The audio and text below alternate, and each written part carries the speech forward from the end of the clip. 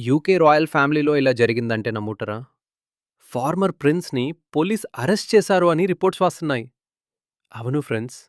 Prince ఆండ్రూని UK police questioning కోసం detain చేశారు అని ఇంటర్నేషనల్ మీడియా రిపోర్ట్స్ చెప్తున్నాయి. ఈ ఇన్వెస్టిగేషన్ ఫోకస్ ఏంటి అంటే అతని పాస్ట్ కనెక్షన్స్, ఎస్పెషలీ జెఫ్రీ ఎప్‌స్టీన్‌తో ఉన్న సంబంధాలు. పోలీస్ సస్పిషన్ ఏంటి? అతను పబ్లిక్ పొజిషన్‌లో ఉన్న టైంలో కాన్ఫిడెన్షియల్ ఇన్ఫర్మేషన్ మిస్‌యూజ్ చేశాదా? లేదా పవర్‌ఫుల్ కాంటాక్ట్స్‌ని ప్రైవేట్‌గా షేర్ చేశాదా? ఇప్పటివరకు అఫీషియల్‌గా చార్జెస్ ఫైల్ చేయలేదు. కానీ కేస్ అండర్ ఇన్వెస్టిగేషన్‌లో ఉంది. రాయల్ ఫ్యామిలీ సైడ్ నుంచి కింగ్ చార్ల్స్ సింపుల్‌గా చెప్పారు. లా మస్ట్ టేక్ ఇట్స్ కోర్స్.